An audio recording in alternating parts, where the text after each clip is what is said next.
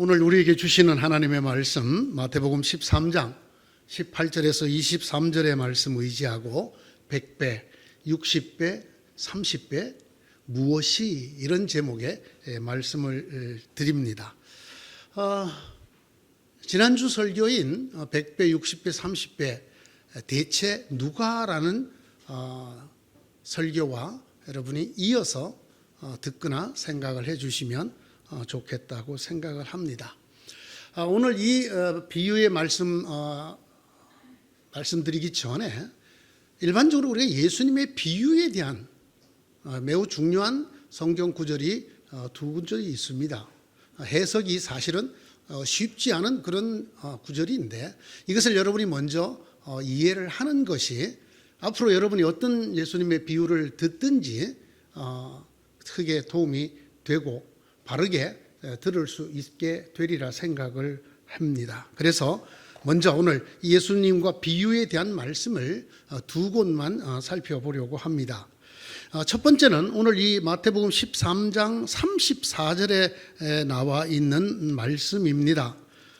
예수께서 이 모든 것을 비유로 무리에게 말씀하셨다.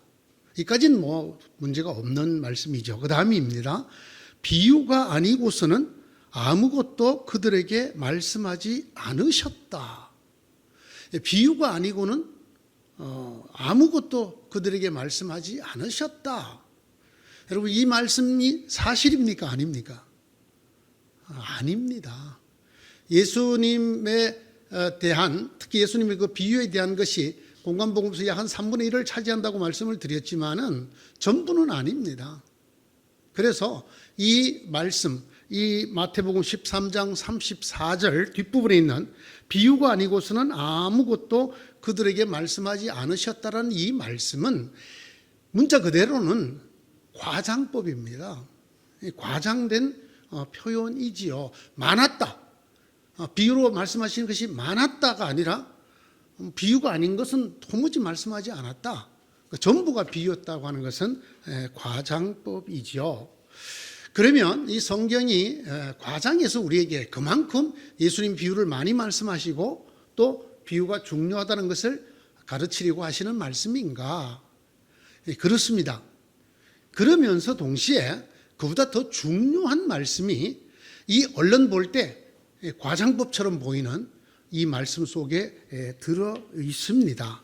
그것은 뭔가 하면 예수님의 말씀만이 아니라 예수님이 행하신 기적, 또 예수님이 비유가 아니고도 말씀해 주신 다른 말씀들, 심지어는 예수님의 죽으심과 부활까지, 그의 태어나서부터 부활까지 전 생애가 하나의 비유였다라는 것을 설명하는 말씀입니다. 예수님의 존재 전체가, 예수님의 생애 전체가 비유였다라는 말로 읽어도 된다라는 뜻입니다. 이게 무슨 말인가? 비유라는 것은 우리가 잘 알 수 있는 일상적이거나 일반적인 어떤 사물이나 사건이나 현상을 들어서 빗대어서 어떤 다른 것을 설명하는 것이죠.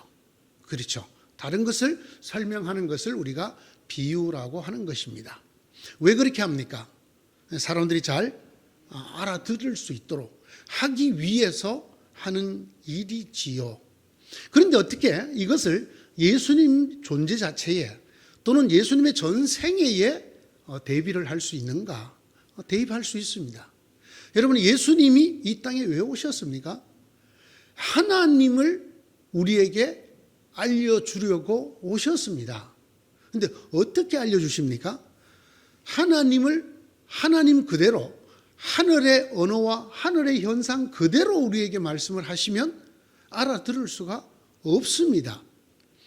요한복음 1장의 용어를 가지고 설명을 하자면 예수님이 하나님이신 로고스, 진리 자체이신데 그 진리 자체이신 예수님이 진리 자체로서 하나님을 말씀하면 인간은 아무도 알아들을 수가 없습니다. 그래서 요한복음 1장 14절이 뭐라고 말합니까? 그 말씀이 우리와 같은 육신이 되었다. 우리와 같은 인간이 되었다. 이것을 우리가 성육신, 인카네이션이라고 합니다만은 이것의 의미의 본질이 뭐냐 하는 것입니다. 그 본질적 의미라고 하는 것은 하나님을 우리들 수준에서, 우리들 눈높이에서 드러내기 위해서, 이 땅에 있는 우리들에게 맞추어서 하나님을 표현하기 위해서, 드러내주기 위해서 육신을 입었다라고 하는 것입니다. 물론 예수님이 육신을 입은 또 다른 의미, 그 육신으로 인간들의 죄를 대속한다라고 하는 의미도 있습니다만은 요한복음 1장에 의하면 가장 근본적인 이유는 하나님을 우리 수준으로 계시해 주기 위해서, 드러내기 위해서, 알려주기 위해서 육신을 입으셨다라는 것입니다. 그러므로 예수님은 탄생에서부터 부활까지 그의 전 생애, 그의 전 존재 자체가 말씀만이 아니라, 또 그 말씀 중에서도 비유만이 아니라 전 생애 전 존재가 이 땅에 자기를 보여줌으로 해서, 자기가 말씀함으로 해서, 자기가 기적을 베풀고 비유를 말씀하심으로 해서 하나님이라는, 우리가 그냥은 알 수 없는 하나님이라는 존재를 우리에게 드러내주고 알려주는 역할, 즉 그런 의미에서 예수님은 통째로 비유라는 말씀입니다. 누구를 드러내는 비유입니까? 하나님을 드러내는 비유입니다. 누구를 위해서 그렇게 합니까? 우리를 위해서 그렇게 하는 것입니다. 우리라는 것은 즉 육신을 입은 인간의 이성과 오성을 가지고는 알 수 없는 그 하나님을 우리에게 보여주는, 그래서 예수님 하시는 말씀이 매우 의미가 있잖아요. 나를 본 자는 아버지를 보았다. 내가 곧 아버지다. 내가 아버지 안에 있고 아버지가 내 안에 있다. 이걸 또 문자적으로 들은 사람들이, 네가 요셉의 아들 예수인데 네가 어떻게 하나님이냐, 이렇게 문자적으로 받아들이고 박해하고 거절하고 핍박한 사람들이 있지요. 그러나 주님이 그 말씀을 하시는 본래의 뜻은 뭡니까? 내가 곧 너희들 수준에 맞게 하나님 아버지를 드러내러 왔다. 나의 하는 모든 것은 하나님을 드러내는 것이다. 그래서 너희들이 그 하나님을 믿고 그 하나님께로 돌아오게 하려고 하는 것이다. 이런 의미에서 예수님은 비유가 아니면 말씀하지 않으셨다 라는 표현 속에 들어갈 수 있는 것입니다. 예수님의 전 존재 자체가 하나님을 드러내는 비유라는 말씀입니다. 예수님 통하지 않고는 하나님을 알 수가 없다라는 뜻입니다. 이게 좀 어려운 말로 계시의 유일성이라고 그래요. 하나님을 계시해 주는, 우리가 어떻게 하나님을 알 수 있느냐? 선지자를 통해서도 아니고 구약의 율법을 통해서도 아니고 오직 예수 그리스도를 통해서만 우리가 하나님을 알 수 있다라는 것이 기독교 신앙의, 성경이 가르치는 신앙의 기본입니다. 이것을 하러 예수님이 오셨다. 이런 예수님의 존재 자체가 문학적으로 표현하면 비유라는 것입니다. 다른 것을 빗대어 본질이나 더 중요한 것들을 드러내고 가르쳐 주려는 것. 자, 이것이 예수님과 비유에 관한 우리가 꼭 기억해야 될 첫 번째 말씀입니다. 비유가 아니고는 아무것도 말씀하지 않으셨다. 즉 예수님은 통째로 그 존재 자체가 비유셨다. 예, 이렇게 간단하게 여러분이 간단하게 기억을 하시면 좋겠고요. 두 번째인데 이건 조금 어려운 말이에요. 앞에 것도 사실 쉬운 말은 아니죠. 워낙 쉽게 설명을 잘해서 쉽지 쉬운 말이 아니죠. 근데 두 번째, 이건 정말 조금 우리가 많이 신경을 써야 되는 말씀인데, 역시 이 비유의 장이라고 불리는 마태복음 13장 여러분 10절에서 17절 사이에 나와 있습니다. 오늘 제가 말씀드린 우리가 함께 봉독했던 오늘의 말씀 바로 앞에 나와 있습니다. 그 여러 가지 얘기가 있습니다만은 이런 내용입니다. 비유로 말씀을 하시니까 제자들이 얼른 못 알아들었어요. 자, 보세요. 비유는 우리 주변에 있는 것이나 우리가 경험할 수 있는 것이나 우리가 이해하고 있는 것들을 들어서 어떤 다른 것들을 설명하기 위한 것이라 그러죠. 그걸 나타내고 드러내기 위한 것이라 그랬죠. 그런데 제자들이 비유로 말씀을 듣고 알아들었어요? 못 알아들었어요? 못 알아들었단 말이에요. 그러면 이 예수님이 하신 비유가 비유 본래의 의도나 목적이나 기능과는 달라졌잖아요. 오히려 우리가 잘 모르던 걸 그런 뜻이로구나 하고 알아들어야 되잖아요. 예? 아버지가 있었다. 아들 둘이 있었다. 이 아들이 둘째가 와서 아버지 혹시 제게 줄 유산이 있으면 아버지 죽기 전에 빨리 주시고 아버지 빨리 죽으십시오. 그런 뜻이라고 얘기를 했죠. 예. 그래서 유산을 줬다. 다 쓰고 돌아왔다. 그 아버지는 그 아들을 받아 주었다. 이 아버지가 누구나 하나님이 그런 분이구나. 예. 우리가 어떤 인간인가? 우리가 바로 이 둘째 아들 같은 인간들이구나. 금방 알아들었다는 거야. 하나님은 사랑이시다. 뭐 이렇게 설명을 하는 것보다 더 확 와닿게 말씀을 해 주셔서 이게 본래의 비유의 기능이란 말이죠. 그런데 이 예수님이 하신 씨 뿌리는 비유를 듣고는 제자들이 못 알아들었어요. 그래서 그래도 명색이 제자인데 다른 사람들이 있을 때 물어보긴 좀 그렇고 다른 사람들이 간 다음에 예수님에게 물었어요. 예수님 그 아까 하신 말씀이 무슨 뜻입니까? 그때 예수님이 하시는 대답입니다. 너희들에게는 이 비유의 해석이 허락되어 있지만 저 사람들에게는 아니야. 너희도 몰랐다면 저들도 모르고 그냥 갔을 거 아니냐. 그냥 내버려둬라. 왜 그러냐 하면 내가 비유를 하는 이유가 있다. 그것은 들어도 모르게 하려는 것이다. 여러분 이렇게 말씀을 하셨어요.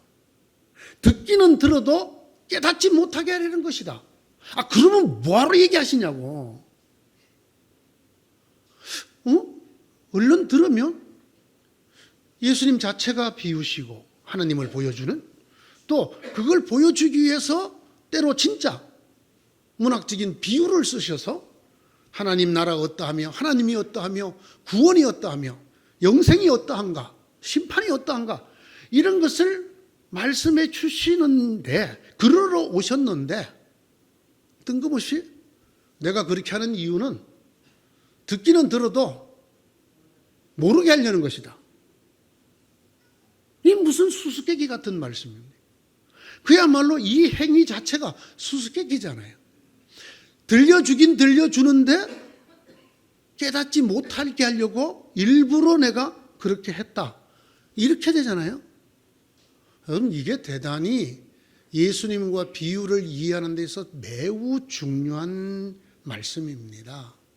이게 어디로 연결되느냐 하면 앞에 말씀드린 예수님이라는 존재 자체가 하나님을 이 땅에 드러내는 통째로 비유라고 말씀하셨잖아요. 그런데 왜 사람들이 하나님이 자기를 알 수 있도록 믿을 수 있도록 하려고 육신을 입은 하나님의 아들까지 보내주었는데 그 하나님의 아들을 눈으로 보고 손으로 만져보고 그가 주는 기적의 빵도 먹어보고 그의 말씀들을 들은 사람들이 왜 이 예수가 하나님의 아들이라는 것을 더 잘 모르느냐는 거예요. 하나님께서 예수를 육신을 입혀 이 땅에 내려보내신 것은 예수님을 통해서 더 잘 알게 하려고 보냈는데 사람들은 예수 그리스도가 하나님의 아들이라는 말씀에서부터 탁 맥해서 알아듣지를. 네가 어떻게 하나님의 아들이야? 이스라엘에게 있어서 하나님의 아들이라는 말은 하나님과 동등됨을 얘기하는 거다. 그래서 내가 곧 하나님이다. 이렇게 말하는 거하고 같단 말이죠. 그래서 이 이야기 때부터 유대인들이 예수를 죽이기로 작정을 하는 이야기가 요한복음서에 기록되어져 있습니다. 왜 예수님이 하나님과 하나님의 나라 그리고 그곳에 이르는 길을 더 쉽게 인간의 범위 내에서 알아들을 수 있도록 보여주기 위해서 오셨는데 사람들은 그 예수를 십자가에 못 박아 죽였는가? 왜 그들이 아직도 하나님께로 돌아오지 않고 있는가에 대한 이야기입니다. 이게 바로 예수님의 양면성에 대한 얘기입니다. 예수님의 미스테리, 신비라는 것입니다. 자, 예수님은 하나님을 우리에게 밝히 보여주러 오셨습니다. 그런데 예수님이 하나님을 밝히 보여주면 보여줄수록 기적을 통해서나 말씀을 통해서나 그가 고난을 당하고 죽으시고 부활하시는 것을 통해서나 하면 할수록 오히려 사람들은 이 예수님을 점점 이해를 못하게, 이 예수님을 점점 받아들이지를 못하게 되어졌다라는 말입니다. 그것이 하나님을 드러내는 비유로서의 예수님의 긍정적인 측면과 부정적인 측면이 동시에 있는 모습이라는 것입니다. 하나님의 말씀을, 하나님을 드러내면 드러낼수록 예수님은 점점 감추어져 가. 네가 어떻게 하나님이야? 네가 어떻게 하나님의 아들이니? 예수님이 하나님에 대해서 진실을 말합니다. 내가 진실로 너에게 말한다. 나를 본 자는 아버지를 보았다. 내가 아버지 안에 있고 아버지가 내 안에 있다. 내 말을 듣고도 못 믿겠거든 내가 하는 일을 보고라도 믿으라. 나의 말을 듣고 나를 보내신 이를 믿는 자들은 이미 영생을 얻었다. 그들은 심판을 받지 않는다. 사망에서 생명으로 이미 옮겨졌다. 여러분, 하나님을 이보다 더 정확하게, 하나님 나라를 이보다 더 정확하게 말할 수 있습니까? 없습니다. 없습니다. 그런데 이렇게 말하면 할수록 그걸 들은 유대인들이 점점 저거 바알세불에게 사로잡혔나? 저 귀신 들렸나? 그 말을 듣고 하나님의 아들이시군요 하고 그 예수를 통해서 믿음으로 쫙 나가는 게 아니라 예수님이 하나님에 대해서 구체적으로 우리가 충분히 알아들을 수 있도록 보여주고 말씀하시고 하면 할수록 저거 죽여야겠어. 저거 죽여야겠어. 저건 틀림없이 저거는 마귀의 왕의 꼬붕이야. 저건 바알세불에게 사로잡힌 거야. 죽여야겠어. 이렇게 되어지더라는 겁니다. 그리고 봤더니 이렇게 되어질 날에 대해서 이사야가 이미 예언을 해 두었더라는 것입니다. 이사야가 하나님을 만납니다. 성전에서. 그렇죠? 화로도 나요. 죄인 가운데 내가 하나님을 뵀다. 서랍에 핀 숯불을 입술에 대어서 네 죄가 사해졌다. 그때 누가 나를 위해서 갈까? 내가 여기 있나이다. 저를 보내주시옵소서. 가서 뭐라고 할까요? 가서 이렇게 말해라. 너희가 듣기는 들을 것인데 깨닫지 못할 것이다.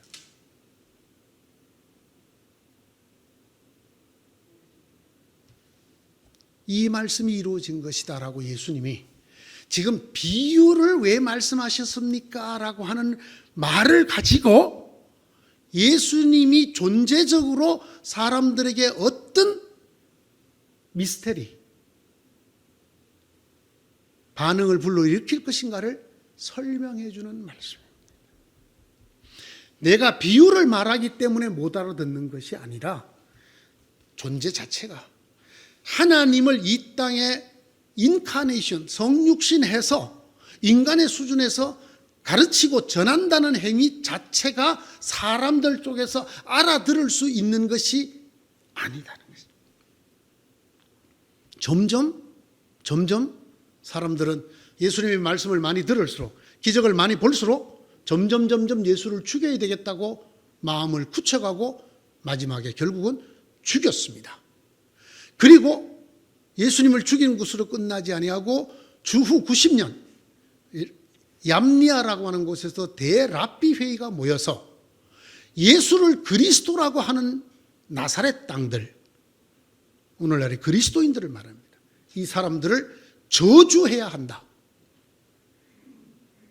이들을 생명록에서 제하시고 멸망하게 해달라고 해야 된다. 이렇게 결의를 하고 이스라엘 사람들이 매일 하루 3번 이상 기도하는 18기도문 12번째 항목에 이 조항을 집어넣고 오늘까지 이루고 있습니다.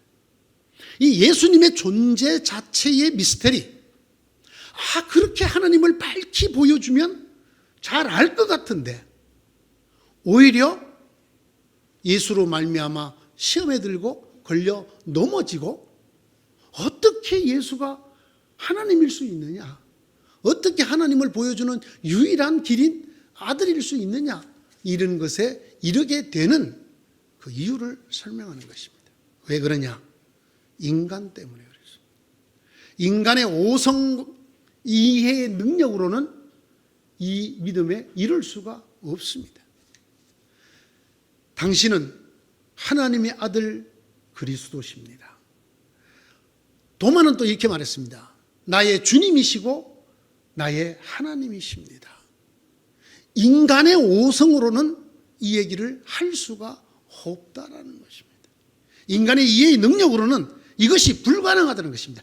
인간이 이성만 갖고 있는 한 예수님이 보여주시는, 정말 하나님이 인간이 되시기까지 하셔서 보여주시는 이 하늘나라와 믿음에 이를 수가 없다라는 것입니다. 그러면 어떻게 해야 될까요? 그러면 이 예수님의 말씀의 결론이 그럼 뭘까요? 믿어야 한다는 것입니다. 믿어야. 알기 위해서 믿어야 한다는 것입니다. 믿기 위해서 내가 알고 싶다, 믿기 위해서 안다가 아니라 알기 위해서 믿어야 한다.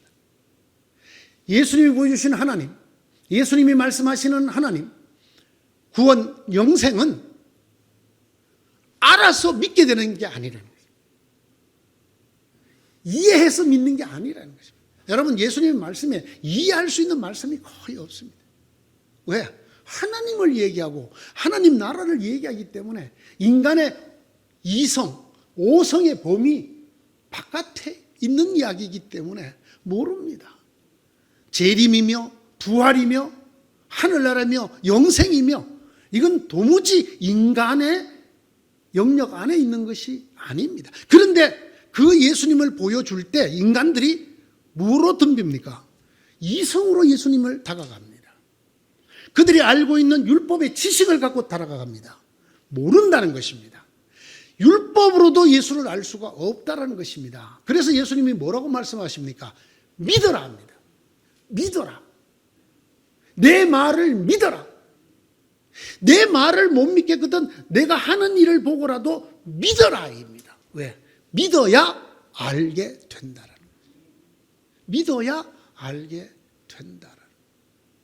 이런 예수님의 사역이나 존재에 대한 패러독스, 이 역설을 예수님께서 지금 왜 이 비유의 뜻이 뭡니까? 이렇게 묻는 이 어벙벙한 제자들에게 그걸 기회로 틈타서 이 말씀을 하셨다라는 거죠.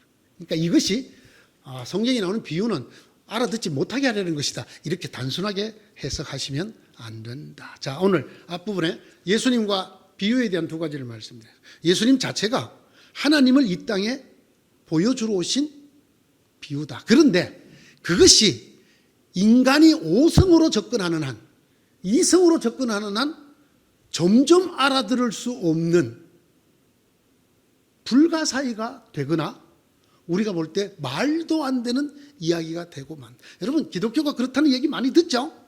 말도 안 되는 얘기를 한다고. 좀 유식하고 지식 있는 척하는 사람들 중에 기독교를 그렇게 공격하는 사람들이 많죠? 예, 맞습니다. 예수님 미리 말씀 다 하셨어요. 아니, 이사야 선지자가 벌써 말을 했어요. 듣기는 듣는데 못 알아들을 것이다, 못 깨달을 것이다. 왜? 인간의 오성으로 깨달을 수 있는 말씀이 아니다. 뭐를 해야 깨달을 수 있다? 믿어야 된다. 자, 제가 오늘 말씀으로 들어갑니다. 오늘의 말씀을 여러분 이해하지 말고 믿으시기 바랍니다. 그래야 여러분이 이 말씀을 하시는 예수님과 가까이 가게 되고 이 말씀이 여러분 속에 살아있게 될 것입니다. 자, 지난주에 제가 씨 뿌리는 사람의 비유에 대해서 우리가 잘못 이해하거나 잘못 전하고 있는 것들에 대해서 말씀을 드렸습니다. 이것은 여러분이 예수 잘 믿으면 30배, 60배, 100배의 축복을 받는다가 아니다. 아니다. 그렇게 절대로 받아들이시면 안 된다고 말씀을 드렸습니다. 지난주 설교 제가 다시 할 생각은 없고요. 여러분, 무슨 말씀이라고? 씨 뿌리는 자가 뿌리로 나가면 첫 번째 실패, 길가. 두 번째 실패, 자갈밭. 세 번째 실패, 가시덤불. 그러나 이따금 옥토에 떨어져서 성공. 그런데 놀랍게도 이게 얼마의 결실을 가져온다? 30배, 60배, 100배. 여러분, 3개 실패하고 하나 성공했는데 성공 확률이 4분의 1, 25%였는데 그러면 4배만 받으면 본전이잖아요. 그런데 그게 아니고 30배, 60배, 100배. 이거 남는 장사다. 그렇기 때문에 이 옥토 하나 소망하고 씨 뿌리려는 사람은 뿌린다. 어려움도 당한다. 실패하는 것도 경험한다. 그럼에도 불구하고 뿌린다. 왜? 이 옥토에 결실할 그것을 소망하기 때문에 뿌린다. 그러므로 너희는 나처럼 바알세불에게 사로잡혔다고 이제는 죽음이 기정사실화 되어 가고 있는 지금도 내가 말씀을 전하는 것처럼 너희도 나가서 말씀을 전해라. 더러는 길가에 떨어질 것이다. 더러는 돌짝밭에 떨어질 것이다. 더러는 가시덤불 같은 사람을 만나게 될 것이다. 그러나 어딘가에는 반드시 있다. 하나님이 예비해 놓은 옥토 같은 영혼들이 반드시 있다. 옥토 같은 생명이 있다. 그거 소망하고 뿌려라. 좌절하지 말아라. 힘들어하지 말아라. 정말 씨 뿌리는 일이 너무나 어렵고 고통스러워 눈물이 다 나더라도 이미 말씀하지 않았느냐 시편에 눈물을 흘리며 씨를 뿌리러 나가는 자는 기쁨으로 단을 거둔다 하지 않았느냐. 이런 말씀. 누가 100배, 60배, 30배를 거둔다고요? 씨 뿌리는 사람이. 오늘은 제목이 뭐예요? 100배, 60배, 30배. 그 다음에 뭐라고 해놨어요 제가? 무엇이입니다. 무엇이? 어떤 면에서 지난주에 말씀드린 주제와 같습니다. 절대로 이 말씀을 예수 잘 믿으면 고난도 이기고 고난도 박해도 이기고 이 자갈밭을 표현할 때 그 다음에 유혹을 이기고 세상적인 염려 걱정을 이기고 이 가시덤불 그리고 말씀을 소중히 여겨서 간직하고 자갈밭 그러면 하나님의 축복을 받는다가 아닌 이유가 더 명백한 이유가 오늘 말씀에 들어 있습니다. 자, 여쭤보겠습니다. 무엇이 30배, 60배, 100배로 결실하나요? 무엇이? 네? 이 사람이 지금 씨를 뿌렸잖아요. 씨를 뿌려서 소득이 드디어 생겼잖아요. 길가, 자갈밭, 가시덤불 말고 옥토에. 그러면 거기 뭐가 열리나요? 거기 금이 열리나요? 은이 열리나요? 거기 빵이 열리나요? 직장이 열리나요? 사업의 성공이 열리나요? 번창이 열리나요? 이게 지금 오늘의 두 번째 말씀의 주제입니다. 이렇게 말씀하셨어요. 누가복음에 씨를 뿌리러 나간다. 뿌리는 것은 하나님의 말씀이다라고 썼습니다. 이 비유의 뜻은 이러하다. 씨는 하나님의 말씀이다. 누가복음 8장 11절에 나옵니다. 오늘 이 말씀은 하나님의 말씀을 뿌리는 사람들, 하나님의 말씀을 전하는 사람들, 하나님의 말씀을 전파하는 사람들에 대한 이야기라는 것입니다. 사업하고, 장사하고, 공부하고 이런 사람들에 대한 얘기가 아닙니다. 뿌리는 것은 무엇이다? 하나님의 말씀이다. 그러면 여러분 무엇이 맺힙니까? 30배, 60배, 100배로? 하나님의 말씀이 맺힙니다. 여러분 하나님의 말씀을 30배, 60배, 100배 받으시기 바랍니다. 이게 더 좋습니까? 여러분의 재물이 30, 60배, 100배의 축복을 받기를 바랍니다. 여러분의 사업이, 여러분의 하시는 일이, 여러분의 건강이, 여러분의 가정이 30배, 60배, 100배의 풍성한 축복 받기를 바랍니다. 어느 쪽을 선택하겠습니까? 오늘 하나님의 말씀이 이 본문이 뭐가 맺힌다고요? 하나님 말씀. 뭐를 뿌린다고요? 하나님 말씀을. 지금 누구에 대한 얘기라고요? 하나님의 말씀을 전하는 사람에 대한 얘기라고. 그랬더니 뭐가 열린다고요? 하나님의 말씀이 열린다고요. 여러분 하나님의 말씀에 큰 관심이 없는 사람은 그게 30배, 60배, 100배가 맺히거나 말거나. 그러니까 그러면 내가 물질적인 축복 받는다는 말이 아니었어? 내가 건강의 축복을 받는다는 얘기 아니었어? 내 사업이 잘 된다는 말 아니야? 아니에요. 뭐가 잘 된다는 말이에요? 여러분이 뿌린 하나님의 말씀이 자라고 열매 맺는단 말이에요. 이게 오늘 이 비유의 말씀이에요. 여러분, 이 비유에 실증적인 존재들이 있습니다. 증인들이 있어요.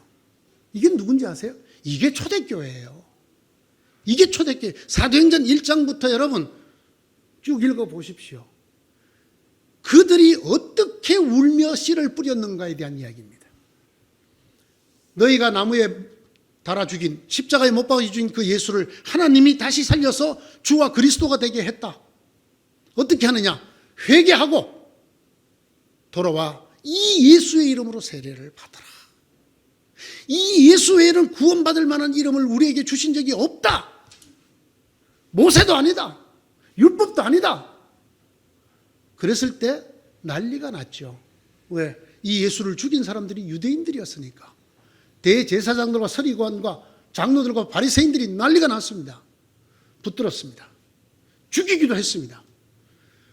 말씀을 한 번만 더 전하면 죽이겠다고 엄포를 놓기도 하고 매질을 하기도 하고 그렇게 했습니다. 실제로 하나님의 말씀을 전하러 오신 예수님을 죽인 사람들입니다. 그 예수님의 제자들, 이 쪼무레기들 죽일 수 있습니다. 사도 야고보를 제일 먼저 죽였습니다. 여러분, 알려진 바대로 예수님의 제자들인 요한 한 사람을 제고 다 순교를 당했습니다. 말씀을 전하는 일이 쉬웠습니까? 어려웠습니까? 어려웠습니다. 이 말씀이 뿌리자마자 막 열매가 주렁주렁 열렸나요? 그러지 않았습니다. 저것들이 술에 취했구만. 뿐만 아니라 아주 묘하게 복음을 흐려놓는, 예수를 믿지만 복음을 받아들이지만 율법도 지켜야 돼. 세례도 받지만 할례도 받아야 돼. 안식일도 지켜야 되고 11조도 내야 돼. 이렇게 말하는 사람들의 방해가 있었습니까? 없었습니까? 있었습니다. 그럼에도 불구하고 그들이 말씀을 이 예수님의 말씀대로 뿌렸나요? 안 뿌렸나요? 뿌렸습니다. 집에 있든지 성전에 있든지 예수는 그리스도라 가르치기와 전하기를 쉬지 아니하였더라. 그랬더니 어떻게 됐다고요?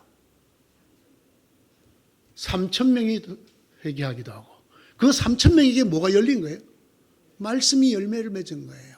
그 다음에는 5,000명이 돌아오기도 하고, 뿐만 아니라 허다한 제사장의 무리들조차도 그 말씀이 열매를 맺어서 주님을 믿고 주님께로 돌아왔습니다. 제자의 수가 심히 더 많아지고 허다한 제사장의 무리도 이 말씀에 복종하더라. 물을 뿌린 결과입니까? 말씀을 뿌린 결과입니다. 뭐가 맺혔습니까? 말씀이 맺혔습니다. 그래서 사도행전은 곳곳에 이와 같이 기록하고 있습니다. 이와 같이 말씀이 점점 흥왕하여 가더라. 말씀이 힘을 얻어 가더라. 말씀이 점점 더 퍼져나가더라. 여러분, 바로 이 비유 그대로입니다. 이 비유. 실패를 넘어서, 박해를 넘어서, 유혹을 넘어서 정말 울면서라도 말씀을 뿌렸더니 이 말씀이 세력을 얻고 퍼져나가고 결실하여 제사장, 예수 잡아 죽였던 제사장들도 돌아오고 허다한 사람들이 예수님의 말씀에 순종을 하는, 말씀을 뿌렸더니 말씀이 구원을 가져다 주는 믿는 사람 수가 늘어나더라. 100배, 60배, 30배. 무엇이 그렇게 됐나요? 말씀이 그렇게 됐습니다. 그러므로 오늘의 이 말씀 읽을 때 우리가 초대교회를 떠올리면서 하나님의 말씀이 어떻게 해야 열매 맺을까에 마음을 두고, 어떻게 하나님 말씀으로 말미암아 구원에 이르는 사람이 늘어날까, 그것을 염두에 두고 뿌려라. 그러면 하나님이 첫째 실패, 길가, 둘째 실패, 자갈밭, 셋째 실패, 가시덤불. 그러나 언젠가는 어딘가는 반드시 있다. 뭐가? 좋은 땅이. 그래서 말씀이 열매를 맺는다, 안 맺는다? 맺는다. 30배, 60배, 100배. 제가 계산해 봤어요. 30배 갖고는 약해. 30배에 30배, 900배. 60배, 60배, 3600배. 100배에 100배, 10,000배도 더 맺죠. 10,000배도. 여러분, 120 성도가 오늘날 기독교인 몇 명을 만들어냈어요? 수십억을 만들어요. 여러분, 이게 10,000배가 됩니까? 10,000배보다 더 됩니까? 예? 하나님의 말씀은 바로 하나님과 하나님 나라와 구원과 영생을 얘기하는, 하나님의 말씀이 뿌려져서 흥왕해지고 열매 맺어서 많은 사람들이 구원을 얻게 되는 일을 설명하고 있습니다. 참 안타깝습니다. 많은 경우에 말씀을 뿌리라는 말씀이다가 아니라, 그리고 말씀이 맺힌다, 주의 말씀이 흥왕된다라고 가르치지 아니하고 이런 복을 받는다. 말씀의 복이 아니라 물질이나 성공이나 건강이나. 자, 오늘 이 얘기 통해서 두 번에 걸쳐서 나누었던 이 씨 뿌리러 나가는 사람의 비유를 마치려고 합니다. 첫 번째 주제는 이렇게 어려움이 있어도, 실패가 있어도 나처럼, 너희처럼 옥토를 소망하고 말씀을 전하여라. 두 번째, 그러면 그 말씀이 생명력이 있어서 퍼져나갈 것이다. 열매를 맺는데 하나 뿌렸더니 하나가 맺히는 것이 아니라 비유컨대 30배, 60배, 100배 그 이상의 말씀의 열매, 구원의 열매, 믿는 자들이 하나님께로 돌아오는 믿음의 열매가 맺힐 것이다. 이 말씀을 이해하지 마시고 믿으시기 바랍니다. 믿으시면 참다운 이해에 도달하게 될 것입니다. 기도하십시다. 주님, 감사합니다. 우리가 늘 하나님의 생명과 구원과 은혜를 먼저 받은 자들로서 어떻게 살아야 되는지에 대해서는 잊어버리고, 아직도 우리가 무엇을 받아야 되는지 늘 거기에 우리의 마음이 있고 눈이 있는데, 이 말씀을 통해서 우리를 다시 한번 하나님의 아들들로, 딸들로, 하나님의 말씀의 사명자들로 세워주심을 감사합니다. 하나님, 뿌린 자가 없이 어떻게 듣는 자가 있겠습니까? 전하는 자가 없이 어떻게 구원이 이루어지고 믿음이 만들어지고 하나님과 하나님 나라에 들어가게 되겠습니까? 하나님, 울며 씨를 뿌리는 자 기쁨으로 단을 거두되 말씀을 뿌리고 말씀을 거둔다는 이 말씀을 가슴에 새기고 우리의 삶의 밑줄을 그어서 이것을 이루어 드리는 주의 귀한 아들, 딸들.